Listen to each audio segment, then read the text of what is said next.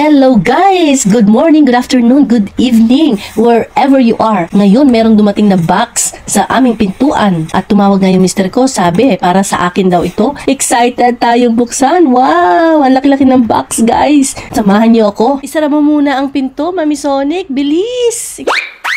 Ano kaya ito? Hulaan nyo nga muna, i-comment nyo right away kung anong laman ng box na ito. At ayan, meron pang tapik-tapik si Mami Sonic.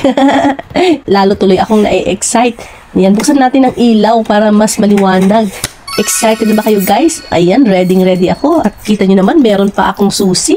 Yan ang gagamitin kong pangbukas ng box guys. O diba, laging handa. At ganyan dapat ang mga mami, laging handa. At tapik-tapik na naman si Mami Sonic. Talaga naman, excited na excited. Uy, may pamasang-masal pa. O, diba guys? Wow!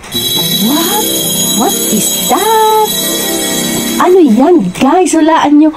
Ayan. Wow! 3 boxes inside a box. 1, 2, 3. Count with me. Wow! Nagbilang pa si Mami Sonic. 3 box sa isang box. Wow! Sige guys, buksan natin ang isang box para tikman natin ang isa. Ito ay ang paborito kong snack. Extra virgin olive oil, roasted to light, crispy perfection. Seaweed. Oh, saan ka pa? Roasted seaweed snacks, guys. Yay! Wow! Hindi ito sponsored guys ha, sinishare ko lang sa inyo ang isa sa mga paborito kong snacks. I'm sure meron dyan sa inyong nanonood ang kapareho ko ng paboritong snack. Comment down below. Ayan na guys, at isusubo ko na. Yum yum. Lightly salted siya guys at crispy. Wow! Kain tayo guys. At dahil nga sa sarap nito kinakain ko guys, wala na akong maisip na ikwento sa inyo.